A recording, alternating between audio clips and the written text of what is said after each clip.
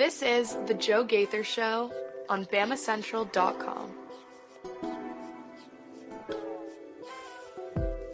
Good afternoon, Tuscaloosa, Internet World, West Alabama, everywhere that you're watching The Joe Gaither Show on BamaCentral and BamaCentral.com. Of course, I am Joe Gaither. This is BamaCentral.com. You're watching us on YouTube at BamaCentral. You're listening to us on Spotify, Apple Podcasts, or on Amazon.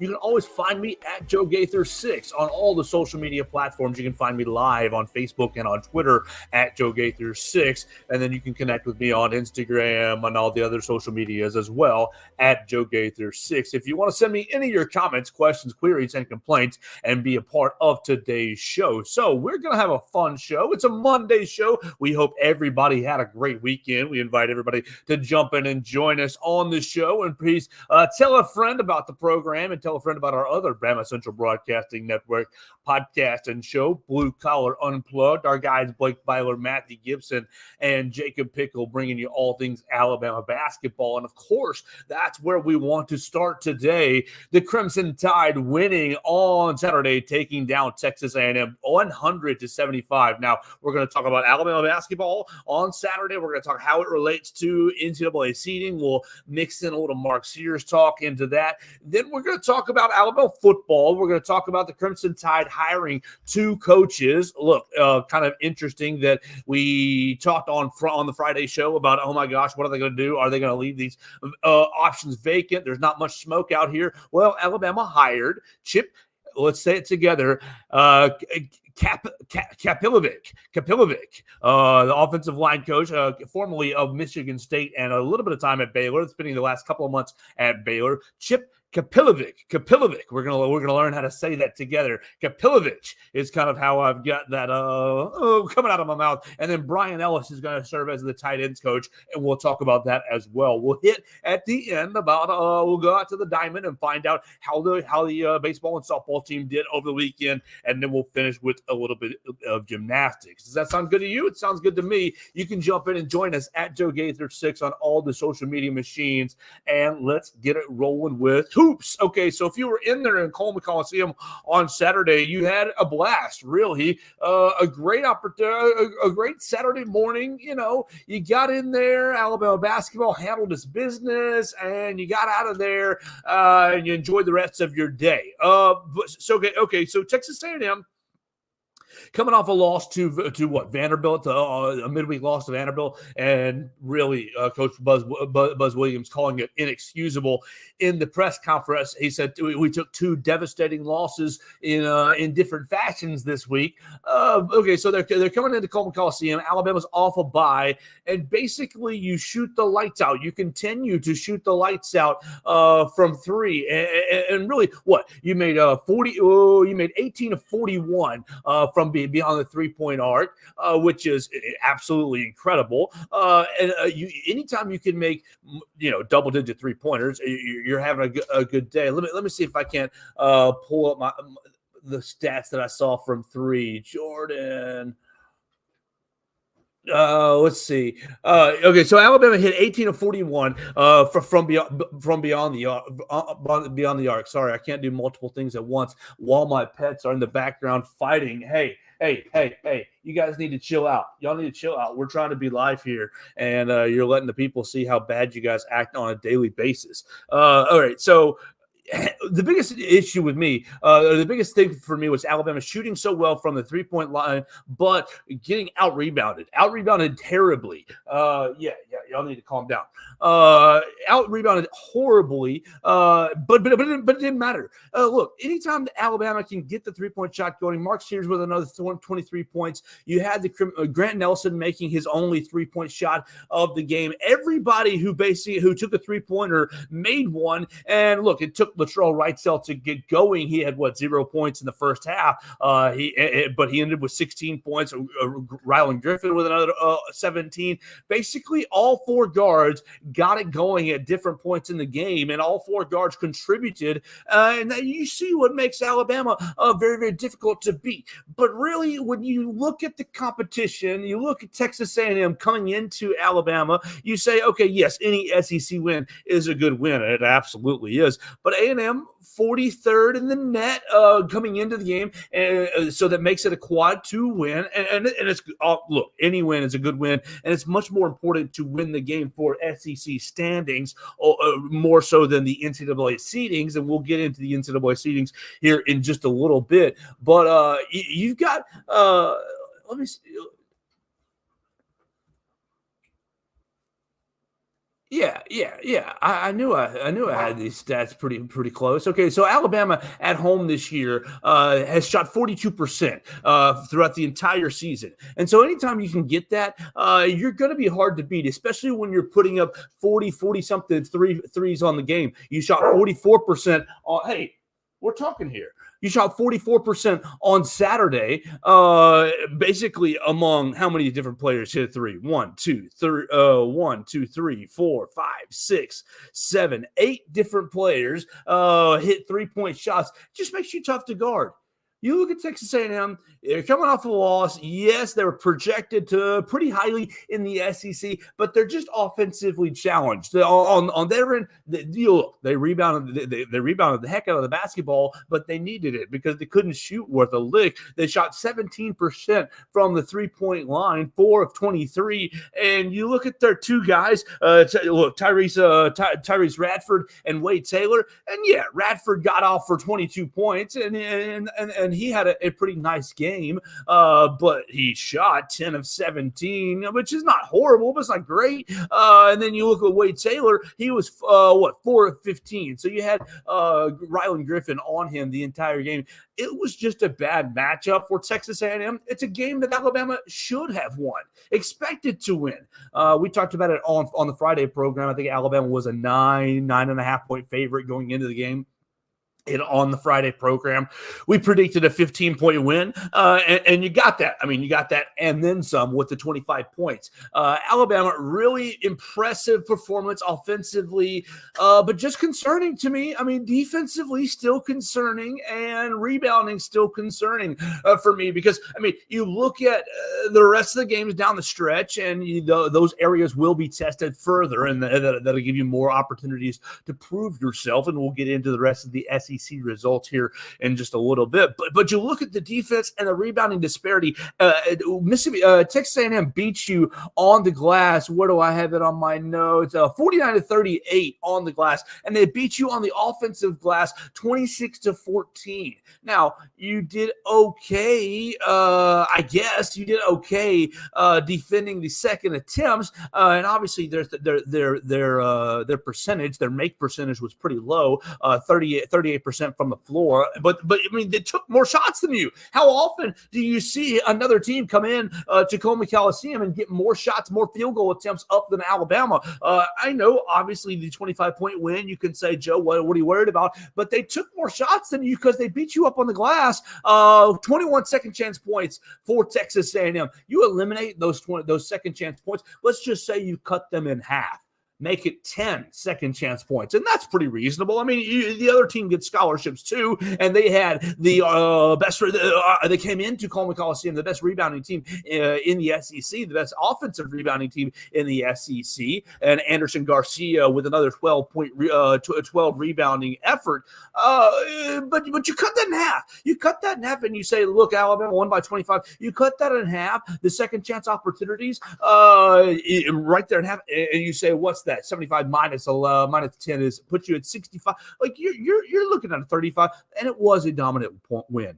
But you're looking at an even more comfortable win if you're able to rebound the basketball at a more efficient rate, if you're able to combine both ends of the floor. And you're not always going to shoot at the 44%. These stats come from Jordan Harper, and I should have had it pulled up earlier. Hey, we need to calm it down here. Y'all are wrestling.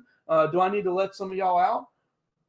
Hey, calm it down. We're getting excited. Look, these stats come from Jordan Harper, and it just shows that Alabama shoots so much better at home than they do on the road. 42% at home for the season, 193-point makes out of 450. Compared to neutral site games, that's against Purdue, against Arizona, that's in Birmingham. I think that was against Liberty, right?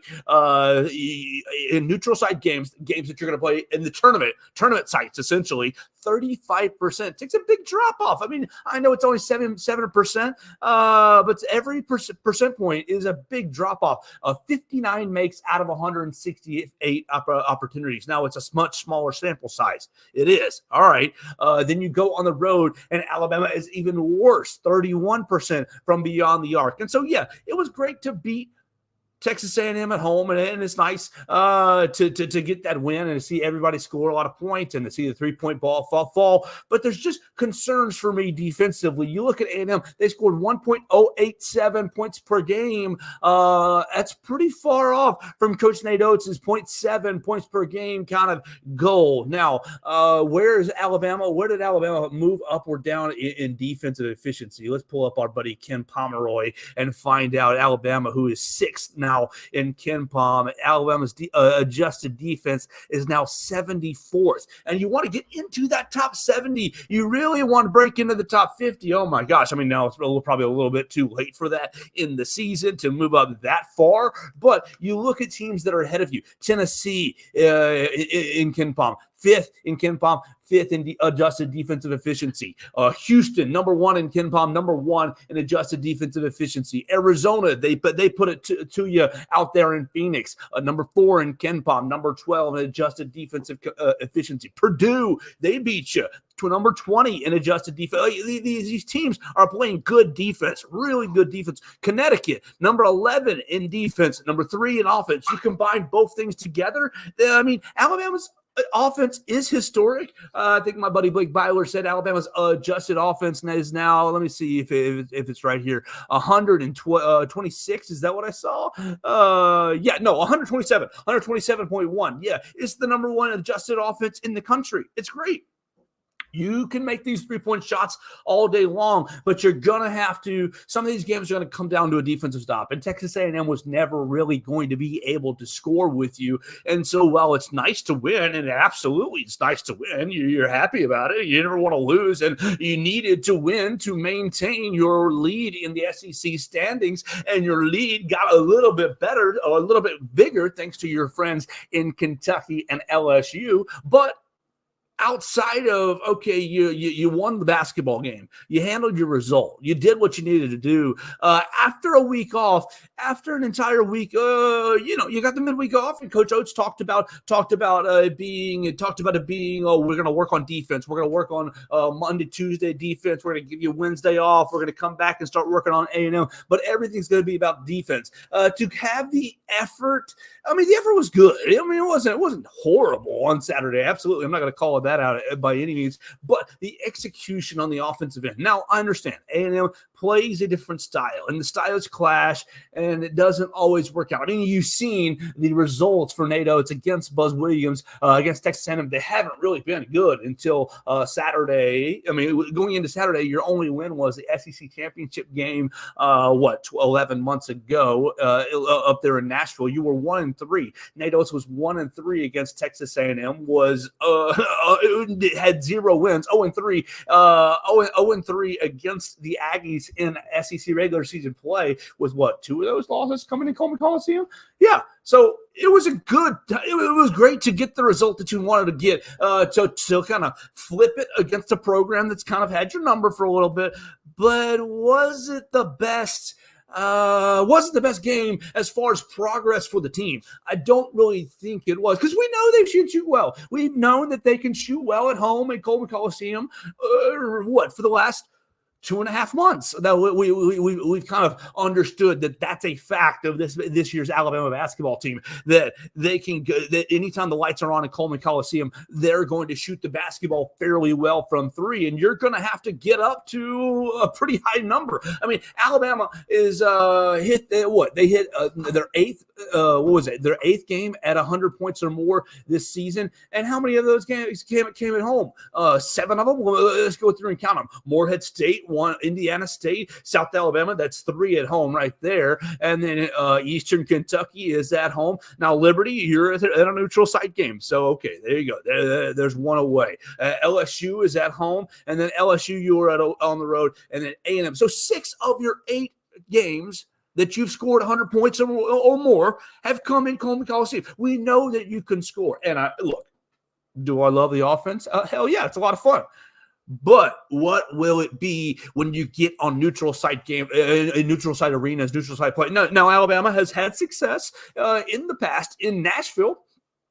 And you've gotten to the Sweet 16 twice under Nate Oates, so you got to give him credit there. But you got to just kind of wonder how this is going to play out going down the line. Now, if you look at our buddy Ken Pomeroy as he continues to project the rest of the season, Alabama basketball with 6 games left, 1, 2, 3, 4, 5, 6 games left.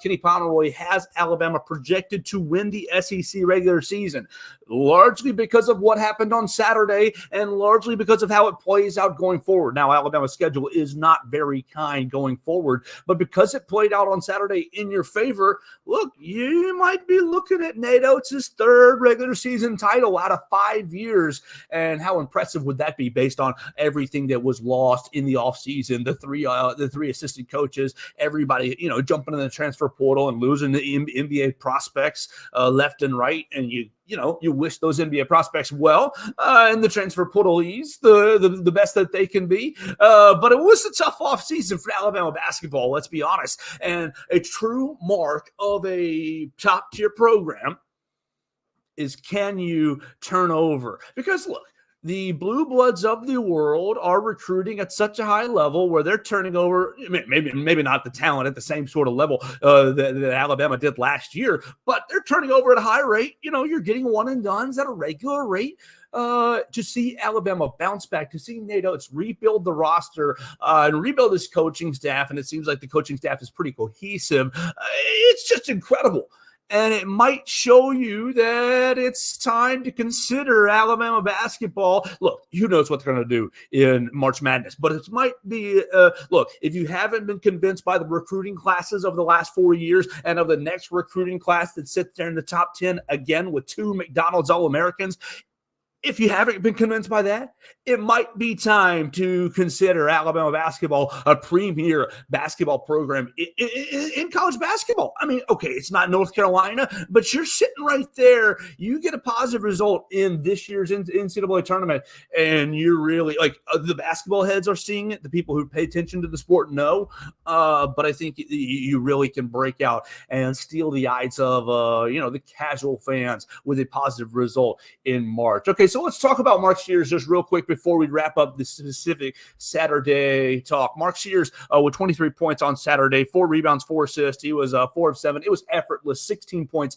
in the first half. And really, he's just a guy that's been not really, I won't say disrespected, but he hasn't really received any respect from the national media. He's leading the SEC in scoring. Yeah, that's more than Dalton Connect. And he is driving the team that's in first place with 6 games left. He's been playing at such a high level that really it's been a little bit unfortunate to see the lack of respect given to Mark Sears as far as, not being left off of some of these national awards. And on Saturday, he was left off of, I guess it's a game day TV gimmick, and it is what it is for television. But you look at what happened on Saturday. It was NBA All-Star Weekend. The college game day theme was let's pick all-star teams in college basketball, and Mark Sears wasn't available, and he had outscored through half the guys that were on the list.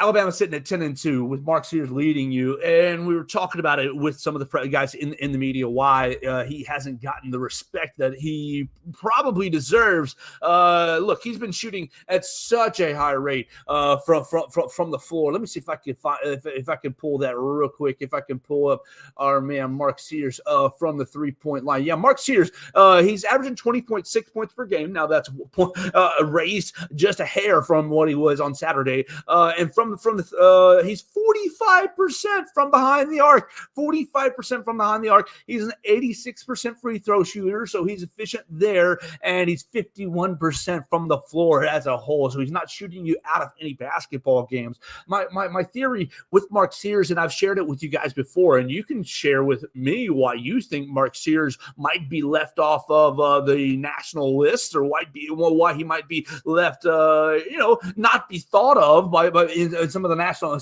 with the Bob Cousy Award, or even with the Wooden Award. Hopefully he's going to be honored or in consideration with SEC Player of the Year. But I believe, or it's my theory, that Dalton Knecht is going to win SEC Player of the Year just because of how I'm about to articulate this. And maybe I don't do a good enough job. But if you are creating a player, if you're creating a guard, Mark Sears doesn't look like any of the guards or any of the players that you would create. You have, if you're familiar with NBA 2K, the video game series, you can make players. Basically, think of it as a lab. And I'm going to create a point guard. I'm not going to make him at 6 foot. But now I'm going to give him Mark Sears' shooting ability, but I'm not going to make him right there at 6 foot. I'm not going to make him so diminutive status.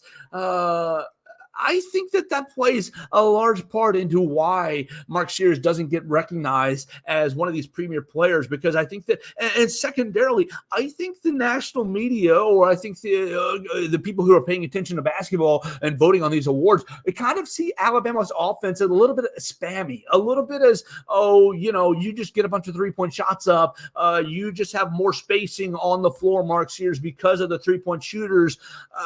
You're just not as good as, you're creating based on the system. You're living in the system. Look, I think that Mark needs more respect than he's getting. But I think the main reason that he's not getting respect is due to the fact that he doesn't look like a superstar. You talk about Dalton Knecht, you think about Janai Broome, the other two guys that are probably in contention for SEC Player of the Year. Dalton Knecht is 6'6"? He's shooting 3-point shots. He's driving to the hole. He's dunking. Now, Mark is doing the same exact things. He's actually scoring more than Dalton Knecht. And Alabama basketball has had more success than Tennessee, just by hair this year. But Dalton Knecht looks like he's going to fit into the NBA a whole lot better than Mark Sears. And so, therefore, he gets more love. He's going to get a little more edge. I think that that's going to give – I really think that the NBA, the lack of, how do we see Mark Sears fitting into the NBA?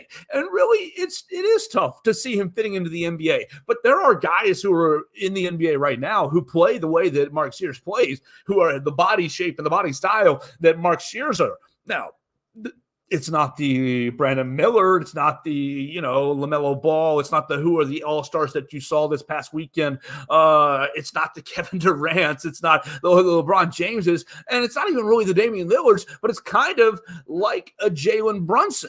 You look at what Jalen Brunson has done with the New York Knicks. Now, the Knicks have added a lot around him, but he controls the game at his own pace. He's very strong on the ball. He's a good shooter. He's a real good free throw shooter. He's dangerous behind the arc, but he basically runs the game. He allows the game to come to him from the standpoint, from the professional level. And body style,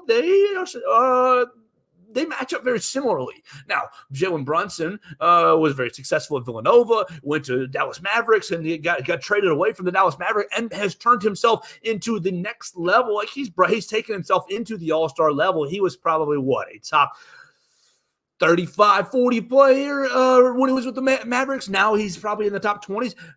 Mark Sears can do the same thing.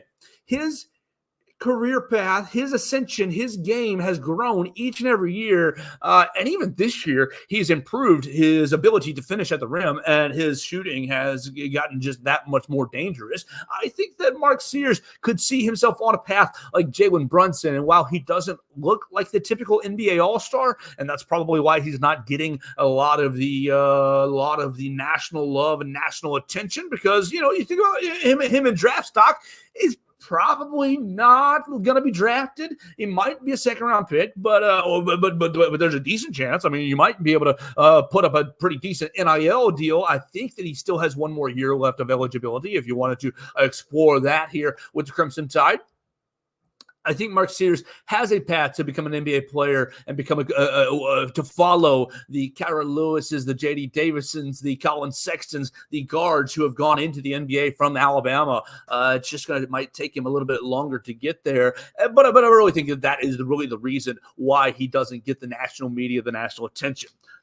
All right, let's keep it going here on the Joe Gaither Show. And we appreciate everybody watching us on YouTube, watching us on Facebook and on Twitter. You can find us at Joe Gaither 6 and leave us your comment, question, query, and complaint. Let's talk about the rest of the SEC as a whole on Saturday. It was a huge day on Saturday. You had Tennessee beating Vanderbilt. We called that. Tennessee beat the brakes off them. Florida barely beat Georgia. We called it the Florida win. Mississippi State beat Arkansas. We called that as well. And Ole Miss barely beat Missouri. Lowly Missouri is 0-12 now. 0-12 in the SEC. Are they going to be 0-18? Oh, poor Missouri. Let's see if we can't find Missouri's schedule and find out if they're going to be 0-18 to finish their year. Here we go. Missouri has how many games left? 6 like the rest of us? 1, 2, 3, 4, 5, 6. Yeah. They are against Tennessee midweek. That's going to be a loss. Oh, boy. Then they're going to be at Arkansas. Give them a coin flip game. They might be able to win that game. Then they're at Florida. That's going to be a loss. Then they're home against Ole Miss. They just lost on the road to Ole Miss barely by 3. You might give them a coin flip there. And then they're against Auburn at home. They're going to lose. And then they go on the road to LSU. So they got 2 coin flip games left out of their 6. And goodness gracious, you hope, you pray. I mean, I'm not really pulling for anyone here, but you don't want anybody to go winless in the league. That'd be horrible. Dennis Gates, I really expected more out of the Missouri Tigers this year. It's just shocking, to be honest with you.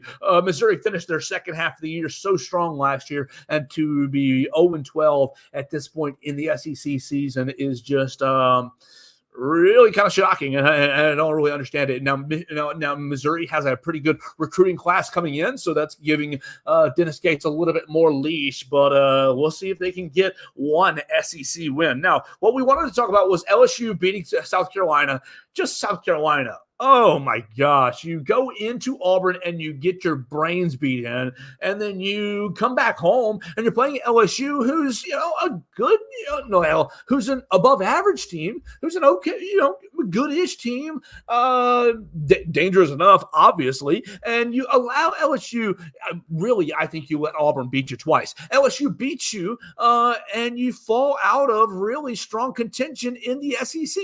Now, you were sitting there at 9-2, and you're sitting there one game off of Alabama, and then you drop 2 in a row, so you're now 9-4. You're a game and a half behind the Crimson Tide, and you got to remember Alabama has that big old tiebreaker over the Gamecocks. So, like, South Carolina to have that kind of week.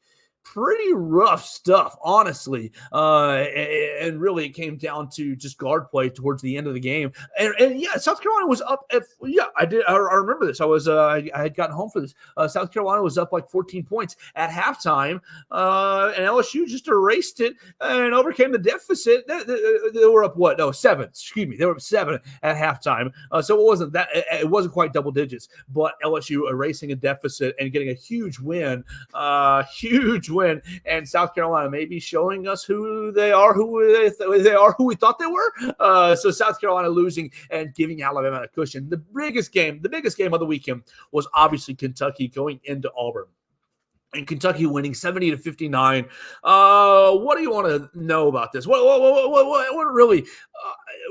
Kentucky's not going to win the SEC regular season. But they have started to put some things together, and Alabama goes on the road to Kentucky, next Saturday? This coming up Saturday? Yeah, Kentucky, this coming up Saturday. they've started to put some things together since the Gonzaga loss, and maybe it's just a 1 week, a good strong week for the young kids, but they beat Ole Miss by double digits, and then they go into the jungle and they end Auburn's home winning streak. Auburn hadn't lost at home since last season when Alabama beat them at home. So just incredible for them to go in there and do that. I want to ask you if look, they held Auburn to 59 points. Has Kentucky found themselves defensively? And that's really been their biggest issue this year. Kentucky has had a really strong offense throughout the year, but defensively not so much. Insert Ugano Onyenso. Let me make sure we say it again. Ugano Onyenso has been inserted into the Kentucky lineup, and he's got 10 blocks against the Ole Miss Rebels last midweek. He's been dominating in the paint. Now, he's not really a skilled offensive player, but he gives Kentucky this the defensive anchor that they really have been lacking this year. And you lean on Antonio Reeves, you lean on Reed Shepherd on the offensive end, and they've been able to kind of play these games. Now, it's impressive to go and beat Auburn. It really, really means Alabama probably looking at a really big challenge on Saturday. Challenge that you already knew you were going to have a challenge going into Kentucky, but Kentucky had kind of fallen on some hard times. Now they've won 3 out of their last 4. I guess you're always going to beat Vanderbilt, but 3 out of their last 4. They're going to LSU midweek before they host Alabama. I think Kentucky defensively, that might be one to worry about as they start to find themselves. Maybe a little bit too late for Kentucky to win the league, as they're at 8-4 in the league. So you have that 4-loss mark. That might be a little too much to overcome. But who do they have coming up left? LSU, Alabama State, Arkansas, Vanderbilt, and Tennessee. Really, really favorable rest of the season schedule for the Kentucky Wildcats, with Alabama and Tennessee being the hardest games, but the rest of them looking very, very winnable.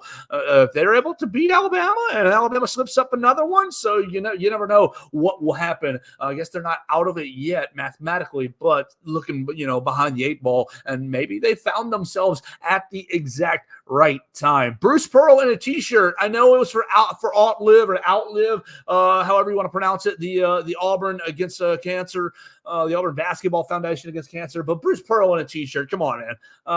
You're on national TV. I guess the t-shirt did look fine. It wasn't like a gaudy t-shirt, but come on now. We got to be wearing some sort of collar on the sidelines, unless you're celebrating something. I don't know. I wasn't a big fan of Bruce Pearl in a t-shirt, and then losing the game. I guess I was a fan of that from an Alabama perspective. But if you're gonna put on a t-shirt, and if you're going to have a big old rally against a blue blood in the conference, a big old rally against cancer. Come on, have the team show up, and they really did not do that this weekend. So Kentucky beating Auburn, giving Alabama another game edge over them in the conference, and LSU beating South Carolina, giving the Crimson Tide a really, really nice Saturday. The only other news on Saturday for Alabama basketball was really the NCAA putting out their seeding, the NCAA putting out their top 16 seeds, and look, it's already kind of changed with Purdue losing to Ohio State, but Alabama receiving a number 3 seed. And really, what I want to think about is, does Alabama have a whole lot of room to move up? And it's going to be difficult to do that. Alabama coming in at the number 9 overall seed, Tennessee at the number 6 seed. Perhaps you can get over them, but the rest of the teams above you are going to be really challenging to jump over. You look at Purdue, who beat you; they're going to have to fall off a cliff for them to for you to jump over them. That's not going to happen. Even though they did lose to Ohio State, UConn is going to subsequently also going to have to fall off a cliff. But UConn's 9-2 in quad 1 games. Purdue is 9-3 now. Houston is also, you haven't played Houston or UConn, but they've had great seasons. Look, they're pretty much locked into 3 number 1 overall seeds right there. Then the rest of the 1 seeds are kind of up in the air. You've got Arizona right now listed as that fourth number 1 overall seed. Arizona beat you on a neutral court. Alabama, you're probably not going to jump over them unless something really, really wild happens with the Wildcats. North Carolina, they've kind of had a little bit of, some ups and downs this year, but I think maybe if you go on a 6-game win streak from the Alabama perspective and then win the SEC title, you might be able to jump in North Carolina. Tennessee, Tennessee is definitely jumpable. We'll say that jumpable on the seed line. You beat Tennessee at home in a couple of weeks, and you can continue your winning streak from an Alabama perspective. You can jump Tennessee. Marquette and Kansas are going to be really challenging. I think Kansas is going to be really challenging to jump. Marquette maybe a little more likely. Marquette with another matchup against UConn, maybe another loss to the Huskies. We'll see them slide. And so that's what, 3 teams that you might have a chance of jumping. That puts you up to the number 6 line, and that gives you a 2 seed. So look, is it possible that Alabama gets a 2 seed?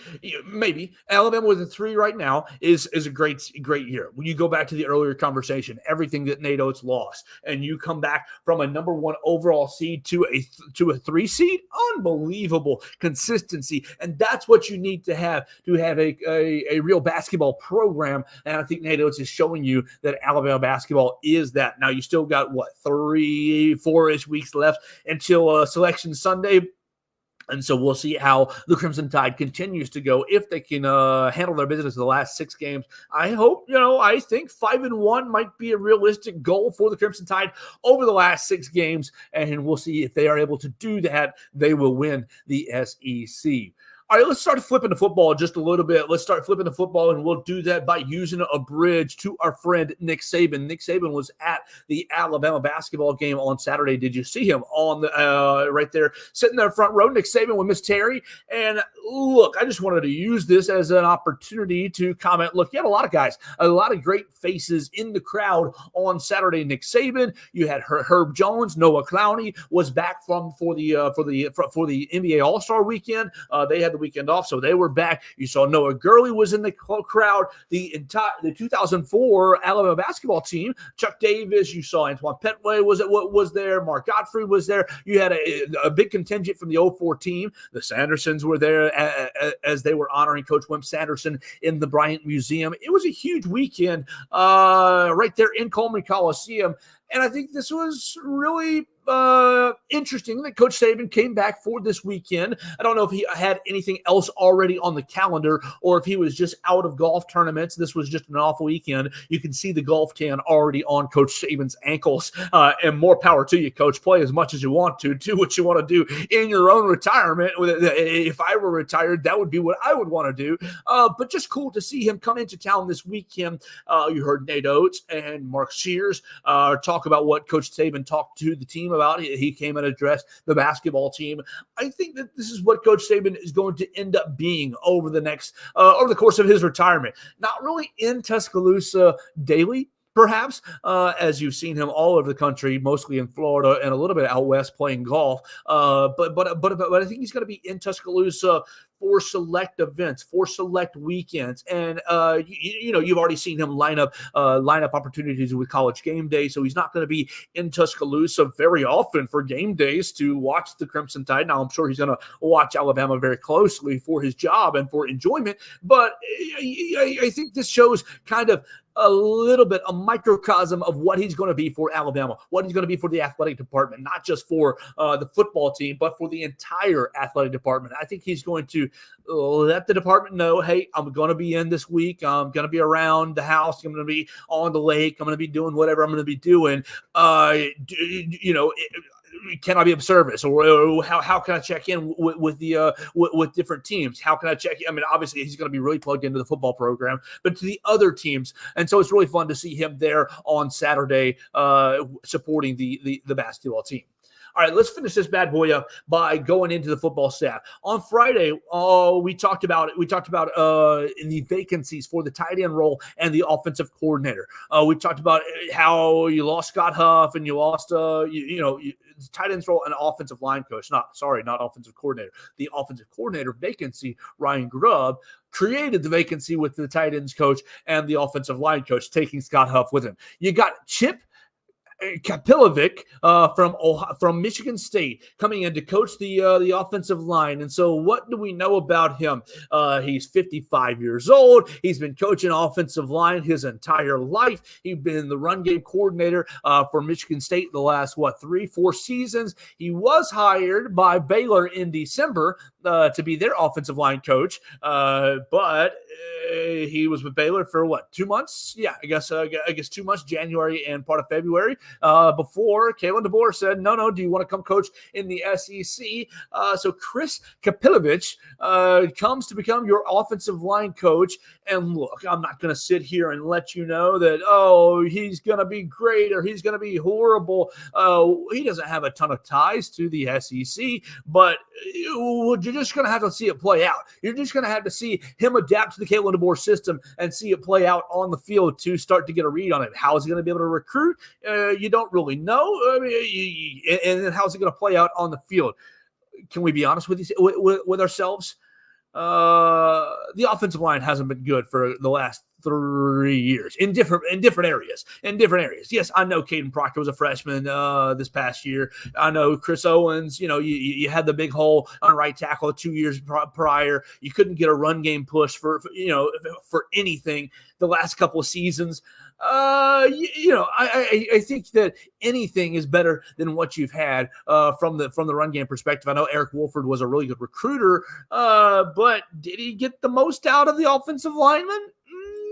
I think that you can debate that amongst yourselves. So we'll see if Chris Kapilovic will get more out of the offensive line room than you've had as he comes from Michigan State. He spent also time at Colorado, at North Carolina, at Southern Miss, so a little bit of time in the South there. Missouri State, Alabama State, and then going back all the way to 1992, starting his career in high school, Deer Valley High School offensive coordinator, and then he got into the college game in 1998 at Phoenix College as offensive line coach. So he's been in the game for quite some time, and so we'll see how he comes into the Alabama offensive line room. Now, on the flip side, Brian Ellis is a guy you've got a little more information on, and a guy that you got to probably be excited about. Brian Ellis becomes your tight ends coach. He's hired away from Georgia Southern. Go Eagles. I've got a lot of family friends who enjoy Georgia Southern, so we enjoy them just on the side. But Brian Ellis comes from Georgia Southern. He comes from UAB. He played football at UAB. He's kind of a Southern boy. He's exactly kind of what you're looking for as maybe a young up-and-comer coach. Now, he played quarterback at UAB 2007 to 2011. He's 35 years old, so he's still a young guy. Right out of college, he jumped into coaching, UAB graduate assistant, and now he's been offensive coordinator at a couple of different places. And so he's taking a little bit of a demotion responsibility wise, but he's taking a huge jump up as far as the program. Now he spent time at Western Kentucky as a offensive coordinator, quarterbacks coach, running backs coach, passing game coordinator. Then he went to USC with Clay Helton as an offensive analyst, and then a quarterbacks coach, and then he went back to Western Kentucky, and then he's been at Georgia Southern the last 2 seasons as offensive coordinator. So he's been a part of some staffs that have had some good offenses. Let's see, Brian Ellis. Yeah, there we go. He put a top 30 passing offense last season for Georgia Southern, and then he scored over 44 points a game as offensive coordinator from Western Kentucky during 2019 to 2021. So he doesn't really have a whole lot of crossover. Neither of these two guys have a whole lot of crossover with Kalen DeBoer anywhere else, but I kind of think that that's a good thing. I kind of think that Kalen DeBoer, that just shows that he's not going with the good old boy system, and we'll just have to see how these guys play out. Look, none of us are in practice yet. None of us really know these guys quite yet. You're going to have to see them in front of a microphone or get to know them and see how their positions play out going forward to judge how these hires are going to be. I hate saying this is an A+ hire, this is a B+ hire, this is an F hire. That's a terrible way to go about things because these guys have been hired for all of, I'm sure the paperwork's not even processed at this point.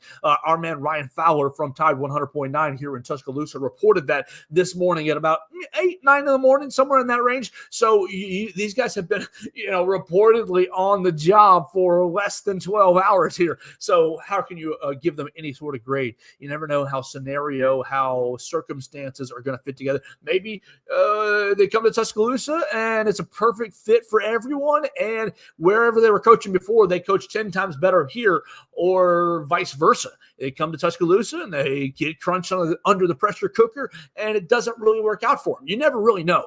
Obviously, we hope for the best for everybody, but you just never really know. So it's very silly, in my opinion, to give grades to coaching hires. I think that these guys, obviously impressed Coach Caitlin DeBoer in their interviews, and we'll see how they fit with the rest of the staff. You got to, at this point, be all in on Caitlin DeBoer's vision, and his staff is now complete with adding Chip Kapilovic as the offensive line coach and Brian Ellis as the tight ends coach. Let's finish this bad boy up with softball and baseball. But before we do that, we're going to tell you about Druid City Music Hall. Druid City Music Hall is the premier place to watch live music here in Tuscaloosa. They're located right there on the Strip, right there next to the Waffle House, so you know exactly where it is on the Strip. Now, unfortunately, the Tuesday show that they were going to have this week is canceled. Oh, the band had a little bit of an issue. The Brook and the Bluff, I think, had a little bit of a sickness in their band, and I was really looking forward to being out there on Tuesday, but they're going to still have shows on Wednesday, Thursday, and Friday. So you're going to want to get their tickets right now. You're going to have 49 Winchester on Thursday. You're going to have Pigeons playing ping pong on Wednesday. And then I'm going to be out there on Friday to see the Stews. So 3 shows right in a row out at Druid City Music Hall. You can check them out at druidcitymusic.com. Get your tickets right now. You've got a lot of different varieties of music the next 3 nights playing down there at Druid City Music Hall on Wednesday, Thursday, and Friday of this week. So make sure you check them out online at druidcitymusic.com. Let's round it out to talk softball and baseball just real quick, because we are not quite dialed in yet on the Diamond Sports. Just on the softball side, 10-0, winning the Easton Bama Bash 5-0 this weekend, but low scoring. Again, you're worried about the hitting. You're playing teams that you should be probably beating fairly handily. Obviously, I'm not a softball expert. You're playing St. Thomas, who you ended up getting 7 and 8 runs against, respectively. So that's great. But when you're playing Virginia, you win 3-1 and 3-2. I mean, they're not the greatest team in the world, are they? You're playing Southern Indiana. You win 2-0 on Sunday. So great to see the pitching and the defense, always a staple of the Patrick Murphy era. The pitching and the defense, you got it, but you got to get better, put up bigger numbers at the plate going forward, at least for the casual fan or the casual observer like myself. So we're going to see Alabama softball in action again on Wednesday. They're taking on North Alabama here in Tuscaloosa at 3 o'clock, and then you're going to see them in the Green and Gold Classic this coming up weekend in Birmingham. They're playing up at UAB. They're playing UAB, Western Carolina, Bradley, and North Alabama, all up at the Green and Gold Classic in Birmingham. Now, on the baseball side of things, the baseball boys went 3-0, handling Manhattan College, winning 4-0, 15-0, and 11-8. So you get a lot of offense and a little bit of pitching on a couple of nights. It's good to start 3-0. Manhattan College obviously isn't Ole Miss, LSU isn't Vanderbilt or Tennessee, but it's great to start 3-0, and it's good to get the bats going, especially on Saturday over there in the Joe. The guys are going to be back in action on Tuesday and on Wednesday. Midweek action against Middle Tennessee on Tuesday and Alabama State on Wednesday before taking on a Friday, Saturday, Sunday series right here at the Joe against Valparaiso. So you're going to be able to see the guys 5 more times this week as they are really ramping up baseball season. A 3-0 start. Nice to see Alton Davis shutting it down. You can read all about that at BamaCentral and BamaCentral.com. Our guys, Will Miller and and Cam Rankin covering all things Alabama baseball for BamaCentral.com. Let's get out of here real quick with a little gymnastics note as the ladies were off for a little bit of time. Now they're taking part in, where's my tab? Right there. Yeah, right there. They're taking part in the Texas Women's Quad Meet. They're taking on Texas Women's University, Arkansas, and Arizona right now on a Monday mid-afternoon, and then they're going to be back in SEC action on Friday right here in Coleman Coliseum against Georgia at 7 p.m. I think that might be the Power Pink meet. Yes, it is the Power Pink meet. You can see them on Friday as they are taking on the Georgia Bulldogs. We're going to get out of here for the day. We'll keep covering Alabama basketball, Alabama football, the coaching hires. We'll try to get to know the coaches a little bit further and see what they're going to bring to the program. We welcome Brian Ellis, tight ends coach from Georgia Southern, and Chip Kapilovich, offensive line coach from Michigan State by way of Baylor, rounding out the Kalen DeBoer staff. I'm Joe Gaither. You've been watching the Joe Gaither Show on Bama Central and BamaCentral.com. We'd appreciate you to like, rate, and review the show on Spotify, Apple Podcasts, or on Amazon. You can check it out on Bama Central. Subscribe to the Bama Central YouTube channel. You will get more than just myself. You'll get all the press conferences that we attend. You'll get the Just a Minutes. You'll get a lot of great coverage right there, the Alabama Crimson Tide on the Bama Central YouTube channel. You can find me at Joe Gaither 6 on any of the social media feeds that you like the best, and I will connect with you right there. We can talk sports, we can talk life, whatever you like. We've had a lot of fun today. You heard my dog and cat in the background fighting in the first half of the show. I'll apologize about that if that distracted you. We talked Alabama basketball heavy at the beginning, a little bit about Alabama football coaches, a little less about Bama on the diamond, and then we rounded it out with a gymnastics note. For you guys, the listener and the viewer, I love you guys so much. I appreciate you all the mess. You can find me at Joe Gaither 6, and I'll be back with another edition of the Joe Gaither Show on Bama Central and BamaCentral.com tomorrow right here on all of the channels that we just mentioned.